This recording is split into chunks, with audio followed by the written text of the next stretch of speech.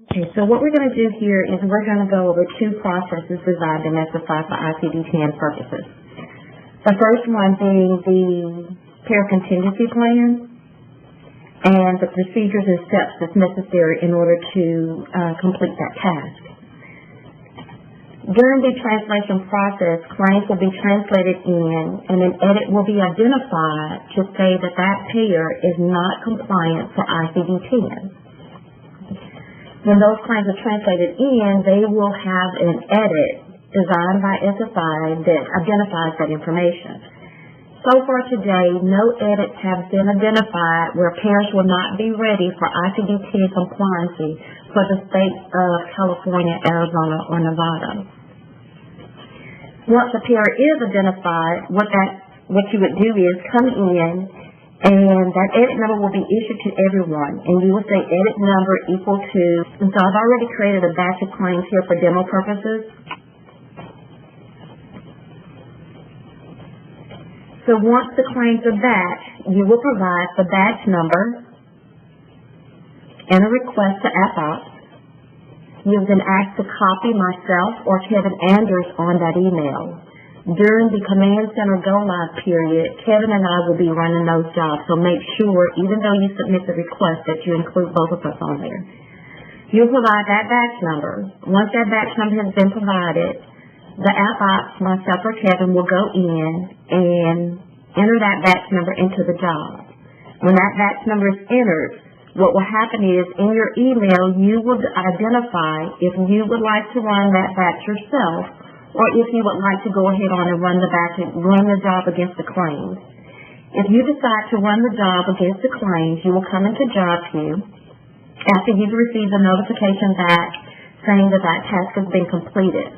You will go into job queue under the submit window, and you would locate the ICD-10 Convert ICD-9 job. The job name is the same for all sites. Then you would click Run. When that job is ran, what it is doing is it is going through the claims. For all diagnosis codes and procedure codes related to ICD-10, it will now convert those codes back down to an ICD-9 diagnosis or procedure code. When that job has completed, a report will be created for balancing purposes, or if you need to go back and review the information and see why that code why a specific code went out to a payer and identifying how that code was placed on a claim. What that report will show you is what the code was before, along with the change that was made by SSI.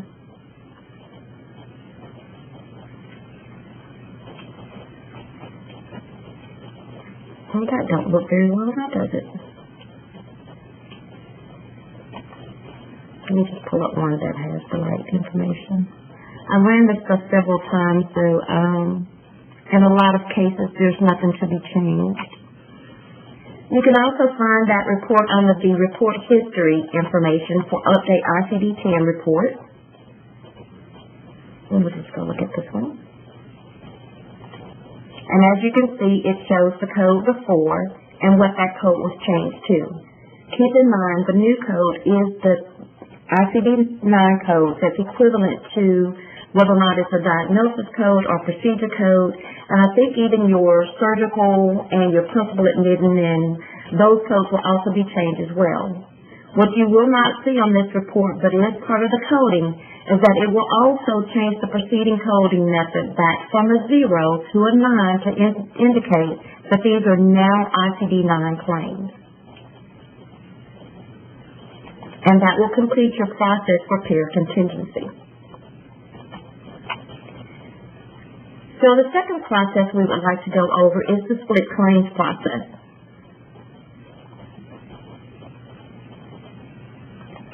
For split claims, what will happen is those claims will be translated in. During the translation process, several things will be occurring with that individual claim. The split claim process looks at particular bill types that's identified that needs to be split during the translation process if the statement from pass-through date or the dates of service are in a range between, let's say, prior to 9:30 and after 10:01. Those claims will be split. The split claims, the 9:30 claim will be your interim claim. It will come in with a bill type of 132 and should have only the date of 9:30 or before on the claim. That claim will also be updated with a condition code of 30, a patient status of 30, I'm sorry. That patient status of 30 is identified that that patient is still a patient at that particular time. Your second claim will be translated in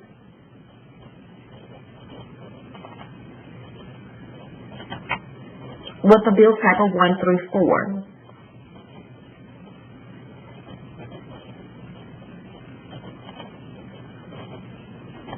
When that bill type of 134 comes in, what will happen is SSI will place a SP in form locator 78 to let you know that that claim split during the translation process.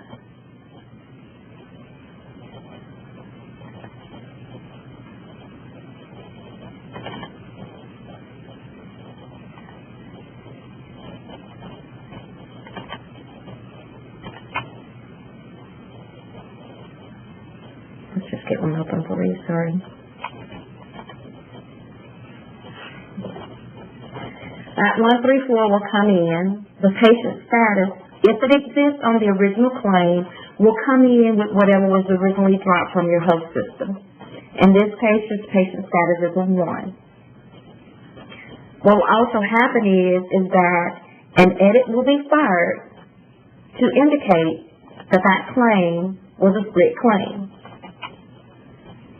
And here's your edit. Warning. If form locator 78U is populated with SP during translation, claim was duplicated during the translation for the ICD-10 split claim process. Please verify. And what we're asking you to do is verify that the bill type is the correct bill type that you would like to submit out prior to validating the claim before you bypass it.